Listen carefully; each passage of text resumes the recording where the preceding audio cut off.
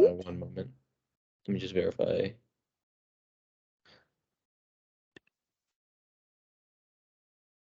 Okay, I think we are good. Yeah, so welcome in everyone. I really appreciate all of you joining us on this Saturday morning or afternoon, depending on where you are. This workshop is a really exciting event for us because typically we hold a lot of workshops for like different topics. This is, I think, the first time we've done something within this sort of realm. And this is really geared towards those of you who, are on or are wanting to embark upon this self-study journey, but maybe have some questions, or maybe you've started and you're maybe confused, or maybe you just want some general guidance. Maybe your things are going well, but you just want to make the road even smoother. This is for you if any of what I said describes you. And so we have Fadil here, who's an industry expert, and he's going to really break things down for you guys because he went down this path pretty much, and he's going to basically give you guys that mentorship and guidance that you really honestly so badly need from someone who's been there and done it. And so without further ado, I'll let him take it away. Sounds good. I just want to confirm, can we see the screen? It says the Ultimate Tech Career Self-Study Roadmap. Yep. Okay, cool. Sounds good. Hey everyone, like pretty excited to be here. I'm glad you're able to join us. So this is a pretty exciting workshop.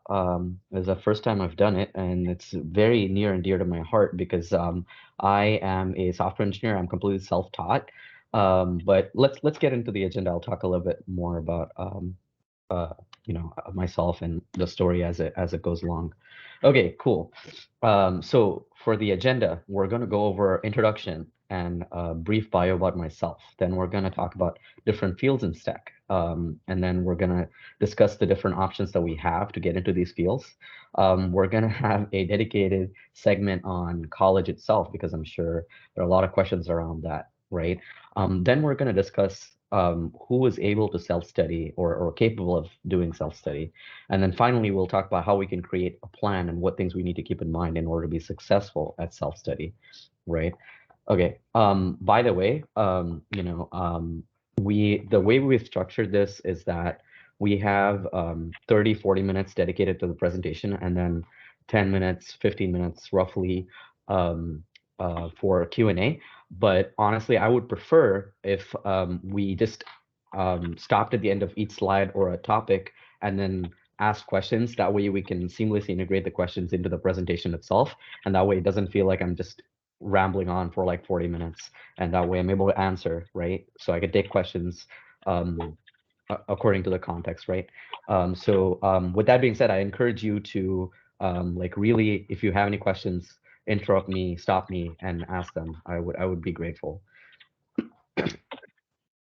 Cool. Okay, let's get started. Introduction. What is SkillsFire? SkillsFire, we are a coding bootcamp. We like to think of ourselves as a mission-driven bootcamp. So the first question is, okay, how are you any different from, I don't know, Coding Dojo, Dev Mountain, General Assembly? The easiest way I can help you understand the difference is that we would maybe think of something like Coding Dojo or Dev Mountain as like the Starbucks, whereas we would be the quaint little coffee shop at the corner of your neighborhood. When you walk in, the barista knows your name, and like we give you a more personalized experience, and the coffee tastes way better there, right? So if that analogy works, if you're able to understand that analogy, that's Skillspire versus like the big guys, right? I mean, if you want more information, I encourage you to go to skillspire.net. Okay, so what is a coding bootcamp? Why is a coding bootcamp hosting a workshop called the Ultimate Guide to Self-Study? Isn't that weird?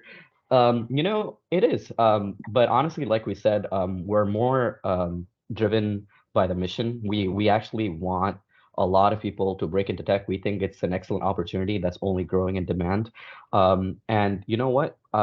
For a lot of people, self-study might be the best option. For some people, it might not be. We want to help you validate for yourself, is this an option for me or not? And then based on that, you can decide to do it by yourself, and hopefully we give you some guidelines. But if you decide not to do it and you want to go join a boot camp, maybe you'll think about us. You don't have to think about us, but just being transparent here about our motivations about doing this, right? So finally, about me. So my name is Fadil Hakim, as Faye introduced. I've been a software engineer, senior software engineer slash product manager for the last 7 or 8 years. I got into technology in 2015. I joined. Started off my career with working for Edible Arrangements as a software consultant, and then from there I worked at Builders for Source, which is the nation's largest supplier of lumber. They had a smaller IT department. Um, from there, I also worked at Intuit. So I worked on the TurboTax platform, creating.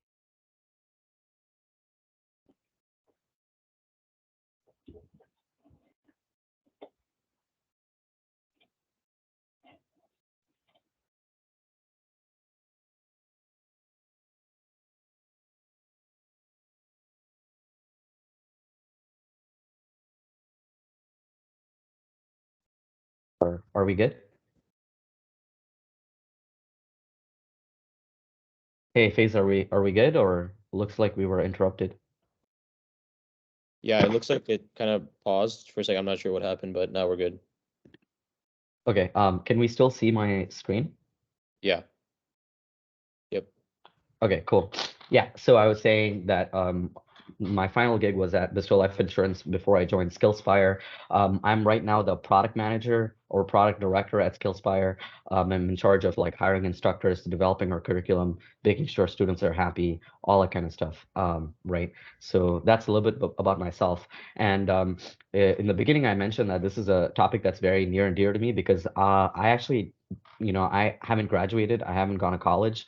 I actually got into technology maybe 2012, 2013. I was doing a little bit of self-study by myself. And then 2015, when I got really serious, I actually took 4 or 5 months to prepare, and I broke into the field within that time. And I had two job offers within like a span of roughly 4 months. So I wanted to give a little bit of steps on how I did it, maybe some guidelines that you might find insightful. um, anyway, cool. Any questions there before we move on to the next slide about myself or about Skillspire? You guys can either post in the chat or you can feel free to unmute and speak. Either way is fine. Cool. When we talk about technology, what fields are we referring to? Honestly, this is not an exhaustive list. So we have like a list of fields here that usually are associated very commonly, and starts off with software engineering. So anyone who works on a web app or a mobile app is referred to as a software engineer in the field. This is by far the most common field, right? And you'll find most of the people who are employees of like the bigger companies, whether it's Microsoft, Amazon, Intuit, all of them consider themselves as software engineers, right?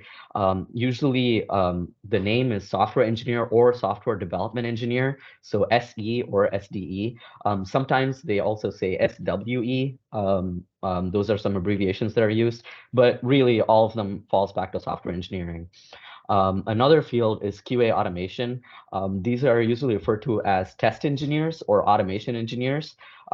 They are slightly different from software engineers in the sense that they are not responsible for creating or developing any features or apps, but they're responsible for making sure that the features work correctly. So in a sense, their job is actually like it succeeds a software engineer. So software engineer is someone who creates something, right? And then a automation engineer is someone who makes sure that whatever has been created is working correctly, right? And then we have the whole field of cybersecurity, which is like making sure like web apps are secure. Um, and then we have data analytics, which is like trying to get insight from data. Data science and machine learning is basically using artificial intelligence to like aid human beings or make software more resilient. And then you also have specialized software consultants, people like, stuff like SAP is very popular. SAP consultants, Salesforce consultants, Workday consultants. Um, One thing I wanted to talk about in these different fields is, in the context of um, self-studying, some of these fields are a lot easier to break into than others. The easiest field, to break into in this list would be a software engineer, right? In fact, a lot of the other things that are mentioned here, aside from the specialized software stuff, would a prerequisite would be to be a software engineer in the first place, right? So if you want to break into the field, I would highly recommend getting started with software engineer, unless you have like another plan, or you have someone helping you with some of the other stuff, and you have some authoritative figure helping you. I would 100% encourage you to start with either mobile or web software engineering, because that's the most broad field. You'll find the most jobs for it, and it's the easiest to break into. And then you have fields like cybersecurity, which are a slightly different route. It is going to be extremely hard for you to break into cybersecurity using self-study, because as you can imagine, I mean, put yourself in the shoes of a CEO of a large company. Um, that person is not going to entrust the security of his web app or his company to someone who just studied for 6 months by themselves, right? That doesn't make any sense. But if you did want to break into cybersecurity and you're really passionate about it, there are some other ways. You would have to like go in via like a system administration route, or like a IT support consultant, or even software engineer. You can transition, right? Same thing with like machine learning and data science. A lot of companies actually, even for machine learning and data science, they will require some experience in software engineering as a prerequisite. In fact, if you are really passionate about machine learning or data science, I would recommend that you get a job in a company that hires machine learning engineers, but join them as a software engineer, and then it would be a lot easier for you to transition from being a software engineer to machine learning, if that makes sense. The only exception to this, I would say, is data analytics, which is a separate field in and of itself. It's more related with understanding visualizing data. What I mean by that is like you need to have really good Excel skills, maybe some skills of like SQL, structured query languages. That would be a separate field. And you can break into that readily without being an engineer. So I would say if you're someone who's new and you're looking at breaking into the tech fields using self-study, I would highly encourage you to look into either software engineering or data analytics. Any questions there? I'm going a bit like heavy in the tech, but want to make it as accessible to everyone as possible. Any questions there?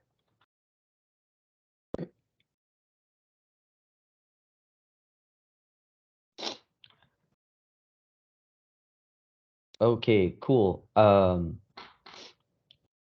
Okay, I how is actually, the sorry, hello? Yep, go ahead. Yep, go ahead. Sorry. Um, can you say, can you give an estimate as to which careers you can get into without a college degree, or which ones it's better to have a college degree, and which ones you aren't, that college degree isn't necessarily required? Okay, we have a dedicated slide for talking about colleges. We'll go into much more detail if that's cool. What's your name? Melanie. Melanie, thank you so much for the question. That was a great question. But I will come back to it. Okay, I'm not escaping the question. I'm gonna come back to it because we're gonna discuss it in more detail. Okay, thank you so much, Melanie. Appreciate your question. Cool. Any other questions before we move on to the next slide? Looks like Xavier has a question. Sure. Faze, if you could read it. I don't have access to the chat while I'm presenting. I'm here right here. So I'm getting understanding because I'm kind of like just breaking into the field, and I'm Mm-hmm. currently like studying like web development. But I kind of like got thrown into it because originally I was interested in cybersecurity. But if I'm understanding you right, you're saying the best pathway is to start out as a software engineer and kind of get your foot in the door. Correct. Your statement is correct. I would say that the easiest pathway is to get your foot in the door as a software engineer, and then transitioning to something like cybersecurity would be a lot easier, right? And I think that would be the easier path.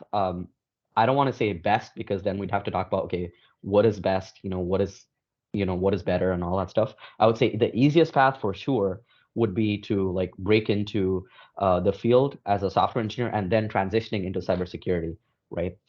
Yep.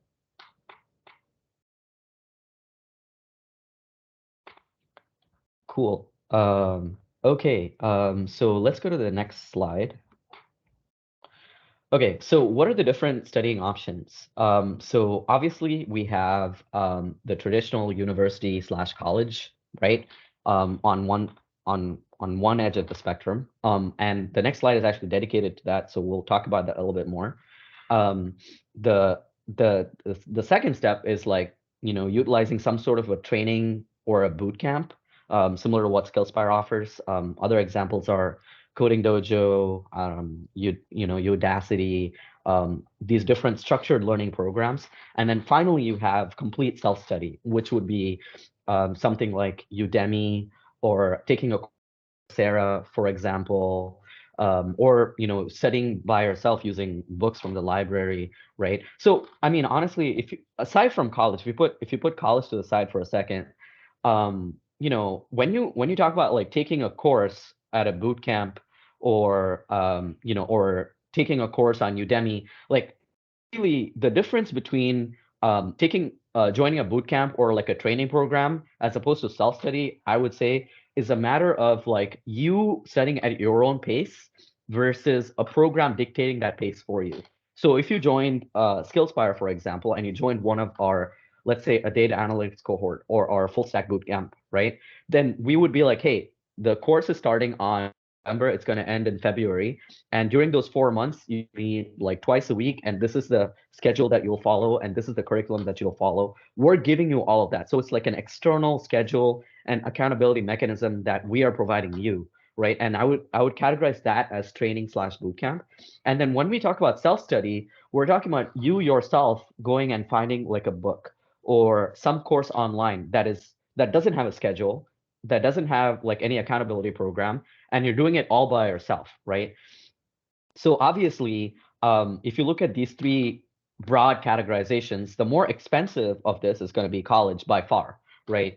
Computer science degrees, if we're talking about even University of Texas at Dallas or something like University of Illinois, I mean, we're talking about anywhere from what 30,000 to 40,000, upwards of 50,000, even some places even more per year, right? And usually it would have to do you would have to study for 4 years, right?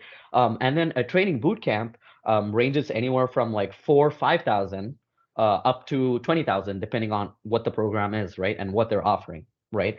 And a training or a training program or a boot camp would last anywhere from 4 months to 6 months, right? And sometimes up until a year, right? And then finally, self-study, you can find courses on Udemy for as low as $15 or $20. And then some courses you can even find for free. I mean, YouTube has a lot of free content that you can use to study by yourself, right? So those are the different options that are in front of you, right? So, I mean, this whole, this that we're doing is, hopefully is to give you help you understand like how these are different so that you might choose the right one, right? So before we get into college in the next slide, a little bit about self-study and training boot camps. Like I said, like sometimes you will find on YouTube, um, like you'll find amazing teachers with amazing content, right? You'll find books. You can go to the library and find books that were written by industry experts. Maybe this person has worked in Google for 20 years or worked at Amazon for like, I don't know, 25 years. And he's a subject matter expert and he's writing a book on, how to start software engineering or how to get into software engineering. Or you might find like a course in Udemy that has like 1 million students and it has like 400,000 five-star reviews. I mean, that basically tells you that 400,000 different students have rated this course and given it 5 stars. I mean, there are courses like that, right? So what I'm trying to say is if you're only after like the best curriculum or the best content, you can easily find it for very cheap or free, right? I mean, an expensive book is going to be like 50, $60. That's it, right? compare that to something like a training boot camp, which is costing you $5,000, $10,000, $15,000 in some cases, right? So what justifies that? Honestly, the difference, like when you choose to go for a training boot camp, it's not because the training boot camp has the ability to give you content that you wouldn't have had access to otherwise.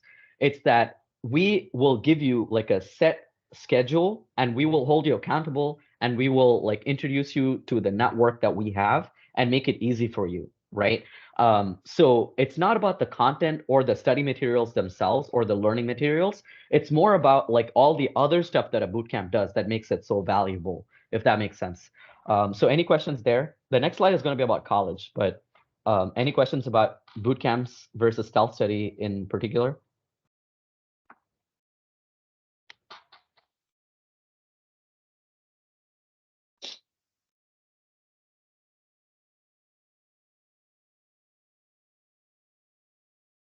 Okay, cool. So let's talk about college.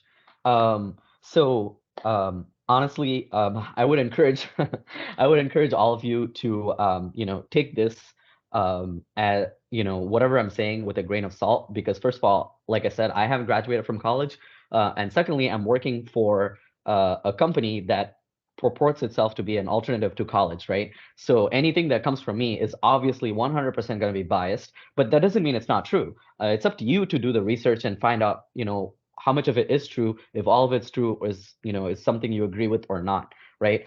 I would have said that a few years ago, if you wanted to become a software engineer, getting into college was absolutely, not necessary at all. And I'm saying that with some level of authority because I actually, when I went to college, I actually finished I finished 3 years of college and I actually majored in software engineering. And those 3 years of college, when I went to, I don't want to name the college that I went to. I don't want to give them a bad name or anything, but I didn't learn anything about software engineering. In fact, like I absolutely hated software engineering after I went to college. I felt like I was, being drowned in a lot of theory. We weren't like using our computers as much as we should. We had to memorize a lot of theoretical concepts, which I found like extremely boring. But nowadays, I do feel like universities are recognizing that in order for them to compete with boot camps and other training programs, they need to change their curriculum. So I am seeing a few universities come out with like really good programs that are more practical in nature, that are more real world applicable. In fact, what's actually very interesting is a lot of universities are coming out with their own boot camps, which is very, very interesting, right? So you find University of Texas, Southern Methodist University, and countless other universities. They actually have like 4 to 6 month boot camps that they're actually publicizing, and they're accepting students for these boot camps as alternatives to their own college, right? So now I want to come back um, to Melanie's question about like which of these fields, the fields that we discussed about. So let's go briefly to the different fields, right? So which of these fields require a college degree and which of them don't, right? So I would say it is possible to break into any of these fields without a college degree, but some fields lend themselves more readily for self-study, and some fields you kind of it might be possible, but it's not likely that you might break into it without a college degree. Data science, I would say, is a field that, um, you know, any data science jobs that I've come across, or at my previous companies when we've hired data scientists or machine learning engineers, usually when we're recruiting from outside, we often look to see if someone has a bachelor's and a master's. The same thing is also somewhat applicable to cybersecurity. When you're looking into cybersecurity, I would say it's a little bit more difficult to break into it without a college degree. But there is an exception. If you've served any time in the military or you're a veteran, then getting into cybersecurity without a college degree becomes a lot easier. Because veterans, I think they have certain benefits especially for cybersecurity, right? And then I would say, aside from data science and cybersecurity, most of these fields should be like um, fairly easy to get into without a college degree. And some fields, like a college degree, might not even be fully beneficial, like data analytics or like the specialized software. If you want to focus on Salesforce or SAP, a college degree is not going to help you in the least, because it's very practical and it's very readily available information, right? So does that answer your question, Melanie? Do you have anything, any follow-up questions? No, that's exactly what I was looking for. Thank you. Cool, awesome. Let me, I wanted to talk a little bit more. I feel like I downplayed the importance of college a little bit, and I want to explain myself, right? Number one, a lot of people, like, they have this notion that like, you're not a real software engineer unless you go to university, which absolutely makes no sense, because, like, if you're able to, like, get a job as a software engineer and you're able to satisfy like your manager's expectations and you're a good employee, I mean, you're a software engineer, that's it, right? So the exception is if you're working for some companies, for example, if you're working at the highest of the high end of companies, like whether it's Google or Netflix or Meta, those people might require certain concepts and theories that are taught and emphasized in college and that are not emphasized in boot camps, right? So let me explain that again. So if you're trying to get a job at Microsoft, Google, Meta, some of these top tier companies, like the Fortune 10 companies, those companies might be looking for certain skills that are usually taught in colleges, but are not taught or emphasized in boot camps, right? So in those cases, something like getting a 4-year degree would be useful. But even then, I would say if I was to go back and get a degree, I wouldn't get it unless I was getting it at like something like a Stanford or an MIT. If you're not getting it from like these top tier colleges, Ivy League colleges that are known for their computer science programs, um, I would say like other colleges are pretty much on par with boot camps in terms of how much they can prepare you, right? And I'm talking about this with like 8 years of experience, having hired people with degrees and without degrees. I used to interview people. I've done like over 50, 60 interviews for different people, and I've hired software engineers. And I can say without a doubt that it really doesn't make a difference where they've studied for 4 years or not, right? What matters is like their problem solving ability at that point. Okay. Also, one thing I want to emphasize in this field particularly is this is actually something that employers themselves, they don't realize, right? But let's say I have a software company and I want to hire you as an engineer, right? Um, for a company, right, usually, if we're talking about like the logistics of a company, when I hire you, I want you to stay with my company for at least 3 years. That's when it makes sense, right? If I hired you today and I know that you're going to leave in 3 months or 4 months, it doesn't make sense for me to hire you, right? So I'm looking at a long-term benefit, right? So when I hire you as an engineer, I want you to stay with me for at least 3 to 4 years, okay? With that being said, and that's actually like an industry standard, by the way.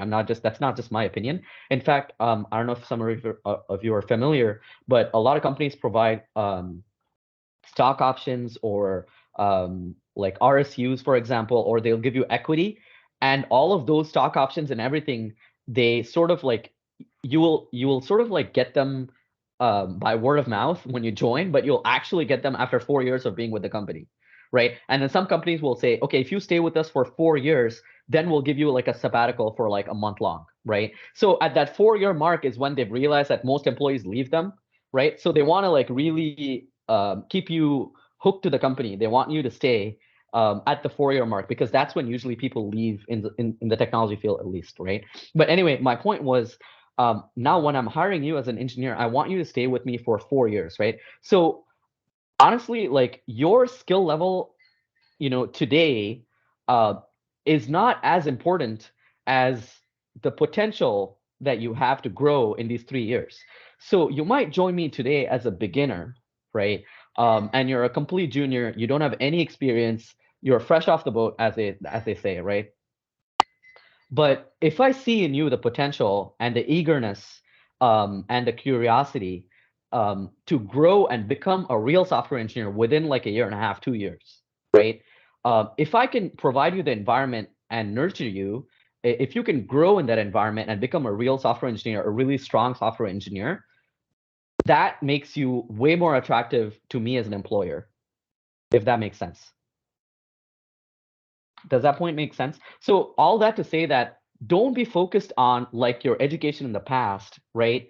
Like as a software engineer, this field is like constantly changing. Even in the last like 6-7 years, we're growing at like a ridiculous pace, right? So the person who's going to stay ahead is the person who is willing to learn and keep up, right? So that's what I want you guys to. That's the mindset I want you guys to adopt, if that makes sense.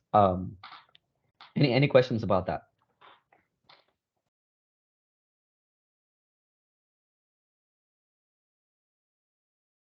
Well, Xavier says definitely makes sense. So Awesome. Sounds good. Cool. Thank you guys, and I appreciate your questions. Keep them coming.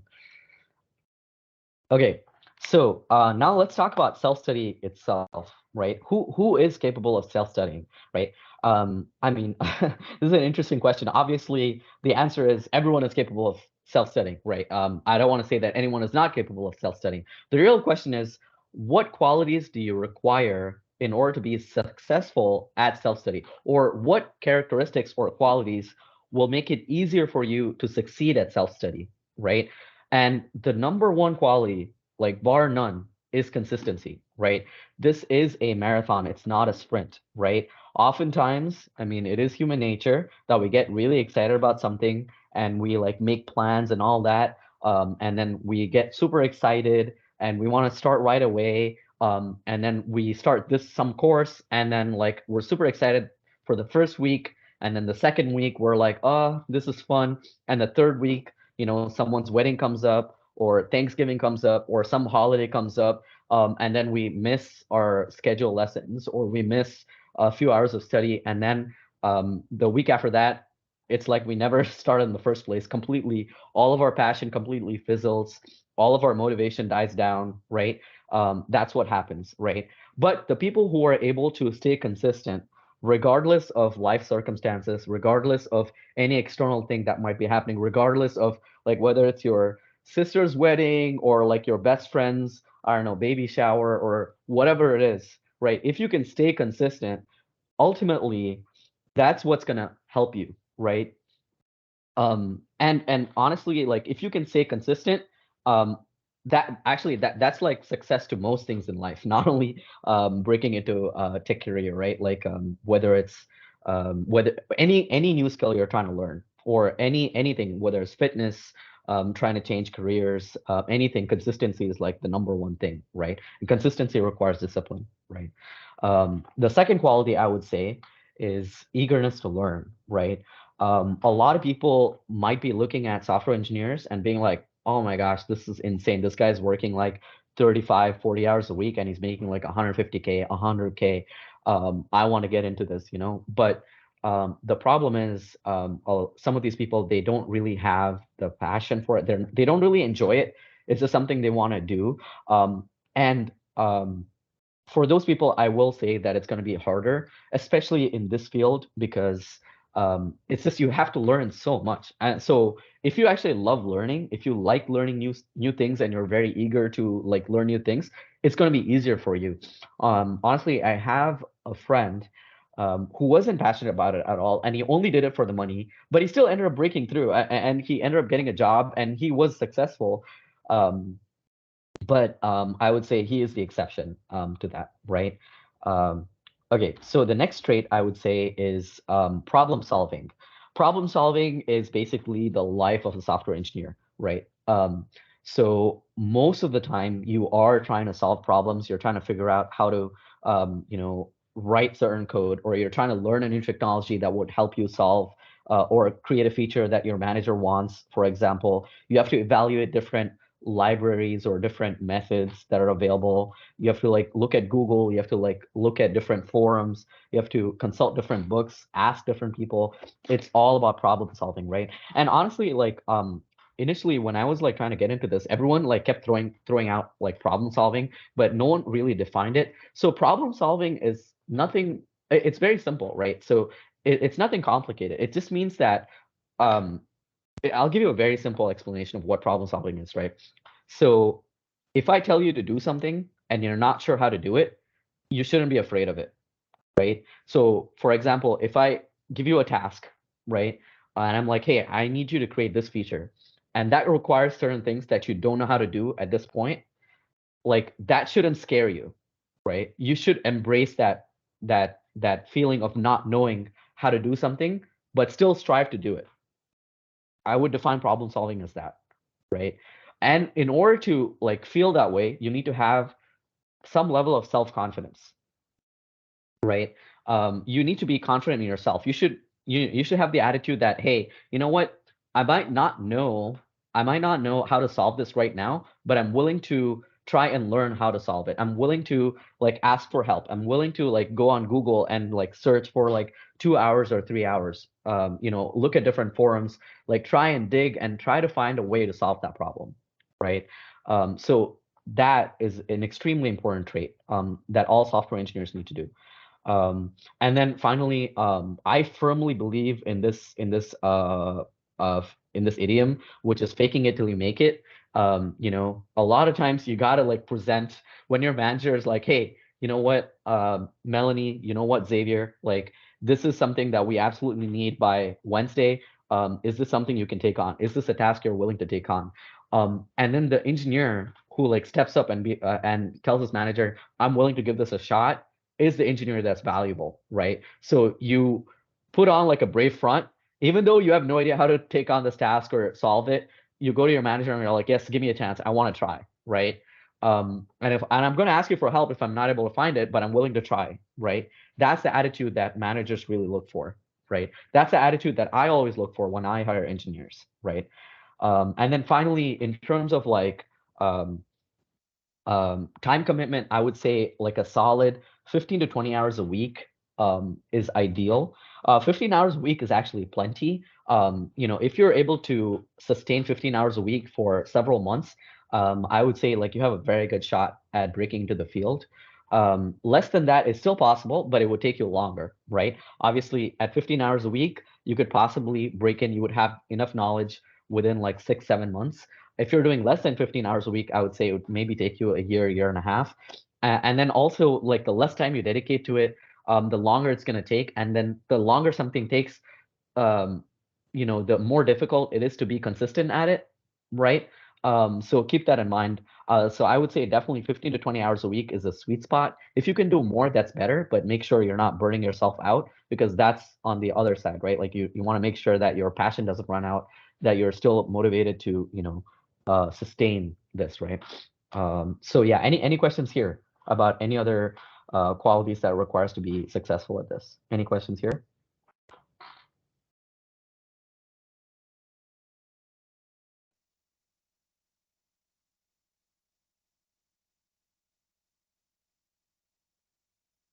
Okay, cool. Okay, let me ask you guys a question. Who thinks that do you think 15, 20 hours a week is a lot? Just put it in the chat if you're not willing to speak up. Is that a lot or too little? Do you think what do you think?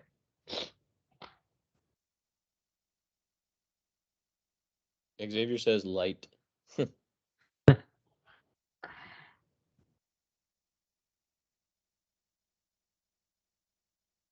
Melanie Think says, I it's think it's a fair amount. Zane says, that's not that much if you're spending a lot of time researching and problem solving.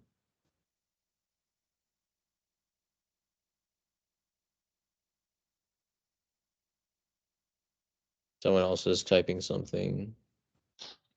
Yeah, so yep, Kiara exactly. says, I think it's a fair amount, especially if you have to balance work. Kent says, is it 3 hours for day, question mark? I'm assuming you mean, is that 3 hours per day, question mark? Yeah, I mean 3 times 7, 21 hours is what he's putting it at. So that's a really good point, Kent. So like, when we say 15 to 20 hours, like how do we allocate those hours during the week, right? Honestly, it really depends on you. I would rather, for example, some of you might be in a situation that during the week it's just not possible, but then on the weekends you can dedicate I don't know, like a whole 10 hours just in 2 days, right?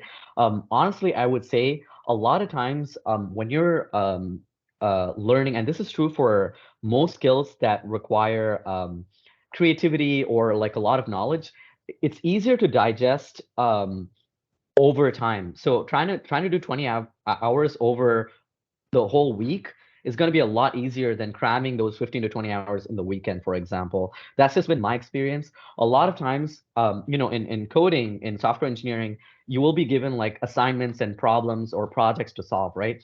And sometimes you're just stuck. You're like, oh man, this I don't get it. Like, I tried this, but it's not working. It's supposed to look this way, but it's not. And sometimes it really helps when you can just, go to bed, wake up the next day and like look at it again and you're like, oh wait, I made this error. It was a semicolon that was missing, or it was like a typo that I didn't realize, or like suddenly the thing just works. I don't know why. That's happened to me countless number of times. It's happened to a lot of my colleagues and friends that I know are in the field as well. So keep that in mind. Again, the TLDR is like I would aim to allocate those 15 to 20 hours over the course of the week itself, as opposed to cramming it into like 2 or 3 days, if that makes sense.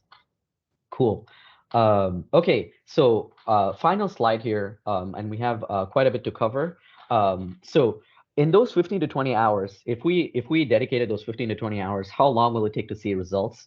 Honestly, like this is one of the coolest things about like web development, particularly, and most of the other technology fields as well, is that you can actually see your improvement, right? Like you will be able, like in the beginning when you're creating like a web page or a website, it looks all ugly. You're not using, a lot of features.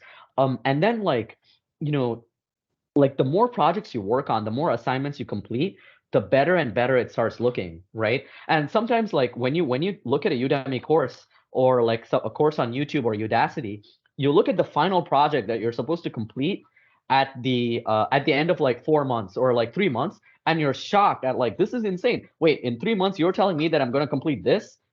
That sounds crazy, right? But that's one of the best things about software engineering is that you can really see your progress like on a weekly basis, right? And that in turn like keeps you more motivated, more and more motivated to keep continuing, right? So I would say like that's a pretty cool thing, right? When it comes to like crafting a personalized plan for yourself, I would say a very, very important question to answer for yourself is what learning style works best for you, right? So what I mean by that is, are you a person that you love listening to lectures and you really want to get the big picture before going in and trying to solve a problem? Or are you sort of the person that wants to be just given like a simple problem and then like a more difficult problem and then a more difficult problem, but you want it to be way more practical and you don't really have an appetite for like listening to theory and lectures, right? So me, for example, I actually hated lectures. Like, I mean, I wanted like a brief explanation, but then I would really wanted to jump in and do it. That was more my style. But I've known several people who like they don't want to start something unless they have a really good understanding of what they're getting into, right? So there are different styles like that, and it's a spectrum, right? So you need to understand like what suits you, and once you understand this, then you're going to choose the course or the instructor. I mean, YouTube has so many different instructors. Same thing with Udemy. Same thing with like the different boot camps, right? Whether it's Udacity, Coursera, like you have like these different and they focus more. Like some things like Udacity, Coursera, for example, they're very theory heavy. Like I've noticed when I took a few courses on Coursera, they really like go into the theory. It's more college style, university style. That is not my thing at all, right? Whereas something like YouTube, like these guys don't focus on theory at all. Just jump in and like they get you solving problems, and within a week you're like creating this app and that project, and that was way more exciting to me. So like know yourself basically, right? And find out like which works for you, right? Again, when we spoke about this a little bit before, unstructured versus structured, right? So unstructured is like you choosing all the topics by yourself, right? And then like choosing all the courses by yourself, and then you're like, let's say you start a course on, for example, something like Coursera or Udemy, like, once you bought the course on Udemy for $15, like you can use that. I mean, it's yours. You finish that course in like 1 month or 10 months or 10 years. It really doesn't matter. So you have to be disciplined enough to be like, hey, this course is gonna, I should finish this course within 3 months, not take much longer. And you need to have that discipline, right? If you're not in a position, you're just not that disciplined person. That's not your personality trait. I would encourage you to look into more structured options. So something like a Udacity is like sort of between um, something like a Udemy course and like a boot camp, right? They give you a little bit more structure, but they're not super structured. Something like a boot camp, like Skillspire, would be way more structured, where like you have like an accountability coach, you have a mentor who's on your case. They're not going to let you fall behind. You have like TAs that you can ask for help. It's way more structured, right? And then it also might depend on your life circumstances. Like for example, like right now I have 2 kids and I'm married. But I started getting into software engineering when I was like 7, 8 years ago before I had kids. It was a lot easier to stay disciplined and distraction free when you don't have kids, right? So like you might be in different circumstances that might necessitate that you need some external accountability. So keep that in mind as well. But whatever you choose, I would encourage you to focus on project-based learning. So this technology, all of technology is, I would describe it as skilled labor, right? So think of it, honestly, it's very similar to being a car mechanic or like a plumber or someone who is a handyman around the house. Basically, what do all those things have in common with software engineering is that you can't learn by theory. You have to do it, right?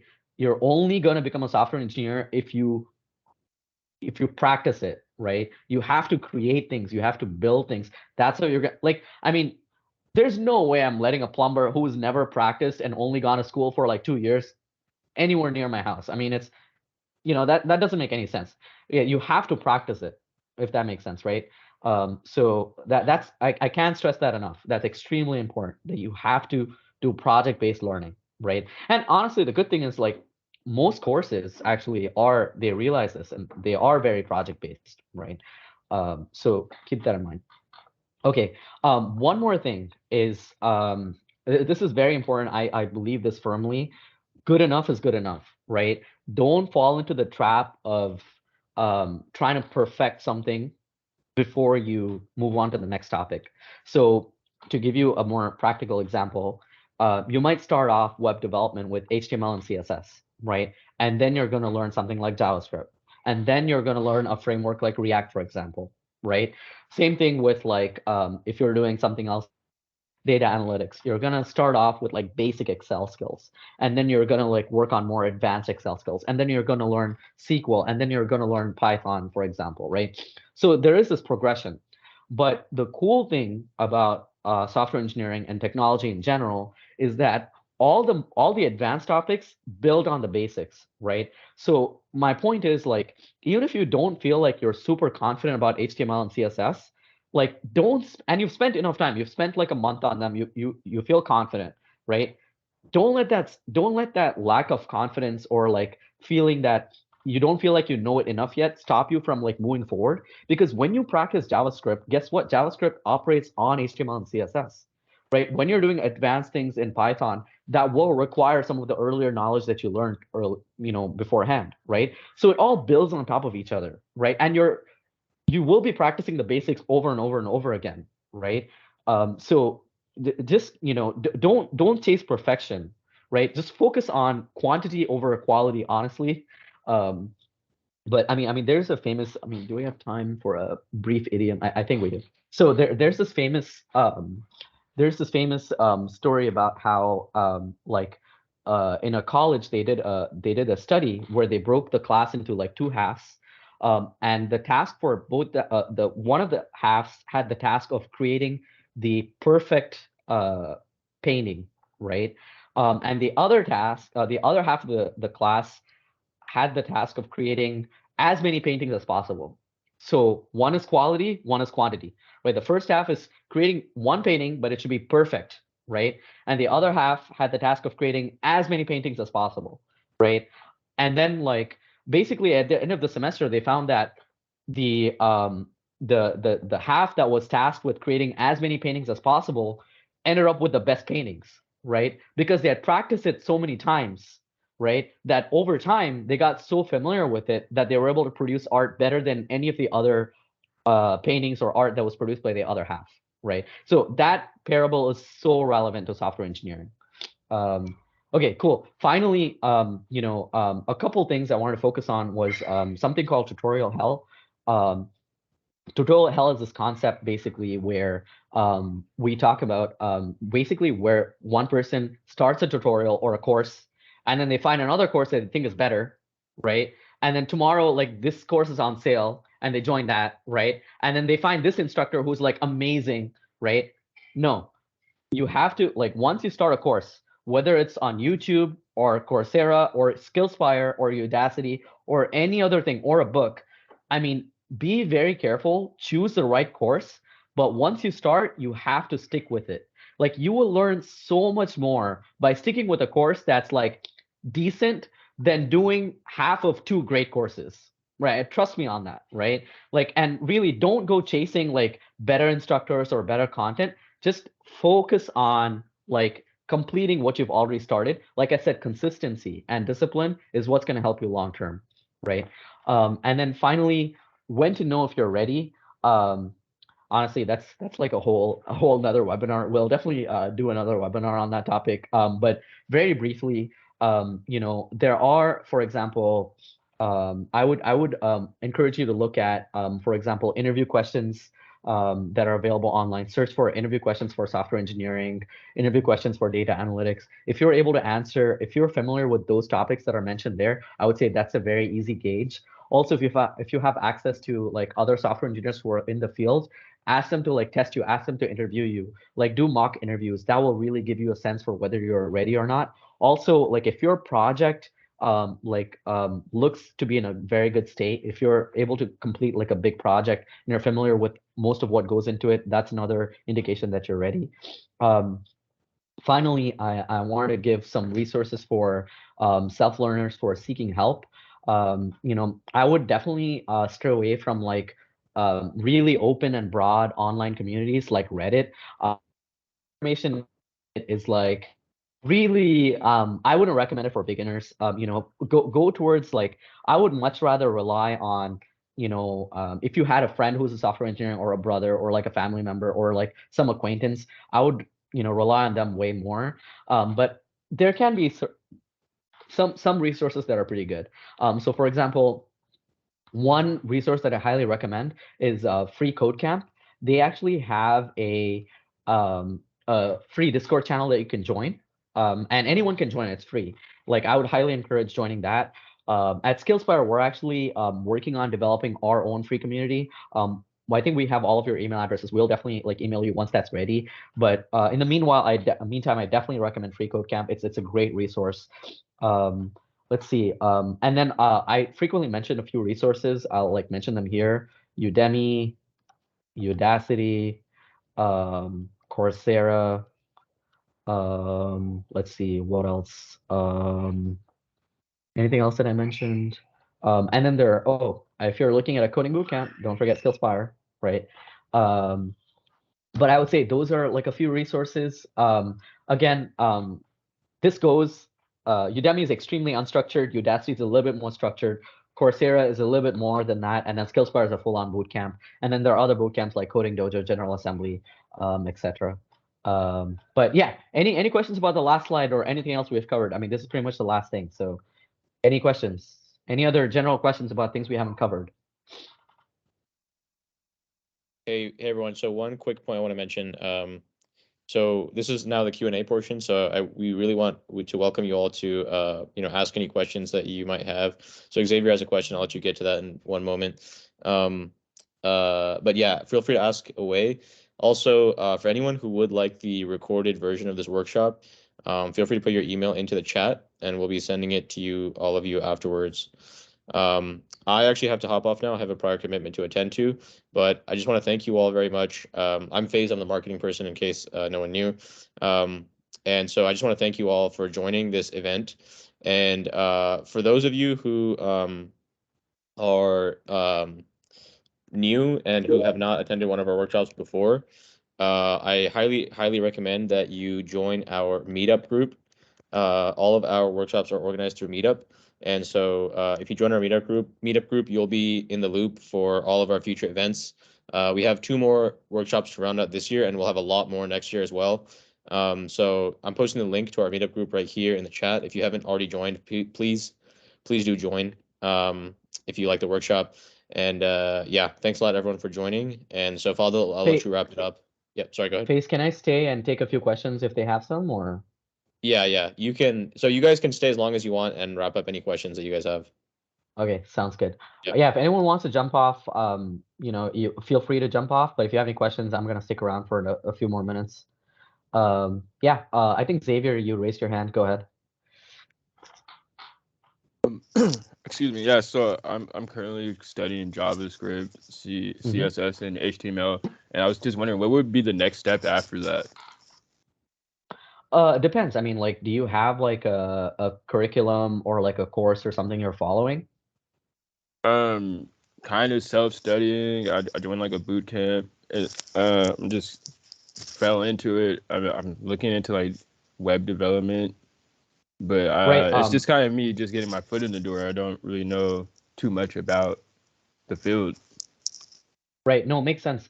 So I would highly encourage, depending on like what your financial situation is, I would like, if you're not really like you don't really have a plan, I would definitely encourage you to look at more of the structured learning side. So if you're thinking about something like Udacity, you can get like go on Udacity, you can find courses there that start from like, $500-600 to like $1,500, and they usually have scholarships and whatnot. And I would say it's totally worth it, right? Also, like at Skillspire, we provide scholarships to students. So like the financial well-being is not a barrier, right? For some of our students. So I would say like definitely look at more structured learning, especially you feel like you're not sure where to go, right? That's a good indication that you should be looking at more structured learning.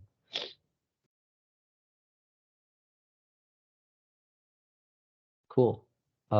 Any other questions? Zane, Tokir, Ignat, sorry if I'm pronouncing your name wrong. Yeah, go ahead, Zane.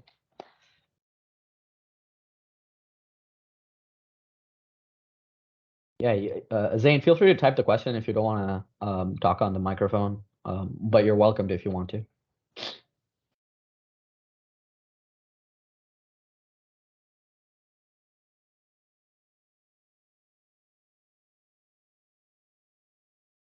How would you go about pursuing opportunity being? Oh, okay. So right. Okay. Yeah, no, that's a great question. Yeah, honestly, I didn't get a lot of time to like focus on that today in the webinar because I mean, honestly, guys, we could like have like a 2-day seminar on this and still not have enough time to cover all the topics. But that's a great question. So, honestly, I would say, um, so everyone's circumstance is different. So I would say if you have like a community around you where you have people who are in the field of software engineering, keep in mind, guys, like software engineering is it's so like so common. Like, I mean, any company that anyone like is working for most likely employs software engineers. If like you have an aunt who's like working in banking or like someone else who's working in insurance, most likely that company, whether it's Bank of America or Allstate or like any company, is gonna have software engineers, right? So that means that you can go to these people, like let's say you have an aunt who's a banker or like someone who works for like Chase, I don't know, right? You can go to them and be like, hey, can you refer me to your company as a software engineer, right? And that's gonna help you. So I would say like focus on your network, and I would say like really pester your friends, pester your relatives.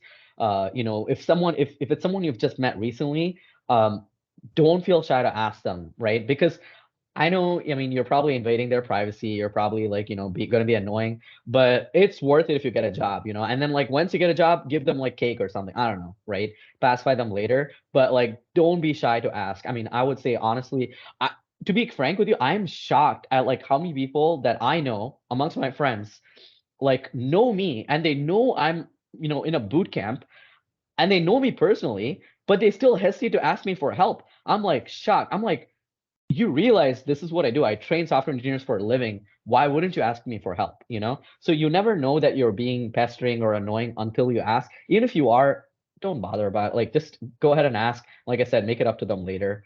So I would say like yeah. So if you are in a situation where you don't have anyone, you don't know anyone who is, which I would say is kind of unlikely because like I said, any company that anyone is working for most likely employs software engineers. But let's say you are in that hypothetical situation, make it a point to attend meetups, local meetups that happen. Go to meetup.com, look at software engineering meetups. Free Code Camp usually has like local chapters, for example. So be a part of that. Communicate with different people. Like the worst way you can try to break into the field is like going on LinkedIn or Indeed.com or Monster.com and sending applications. That's the worst way. The best way is to find out, who you can bother and bother them to referral to that company. Okay. Okay, next question. How long does a typical data analytics course last? It really depends on which company. At Skillspar, our data analytics course lasts for about 4 months. And then we have like an advanced course as well. Usually courses from boot camps are going to last 4 months is roughly, and 4 months at like 15, 20 hours a week is how long a typical bootcamp course is. Okay. Okay, Tokyo, you haven't asked any questions.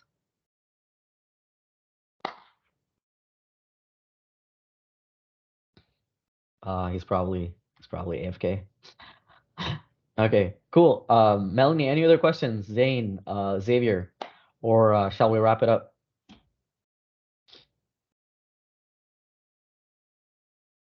Okay, awesome. Yeah, I'm really rooting for you guys. Hopefully we plan to do a lot more of these workshops. We actually have several scheduled already, even before the end of the year. And by the way, like, obviously we're a boot camp. You might be wondering, is there a conflict of interest or anything like? We don't require you join any of our courses or anything like this. Is free material that we want to put out there, right? Because it gives us a good name too. So yeah, but if you are considering a boot camp, I would encourage you to look into Skillspire, or any of the other options that I mentioned. But yeah, with that being said, if you guys don't have any other questions, we'll call it a day. Thank you, Melanie. Appreciate it. Okay, thank you, everyone. Yeah, have a good weekend. Bye. Oh, happy Thanksgiving. Bye.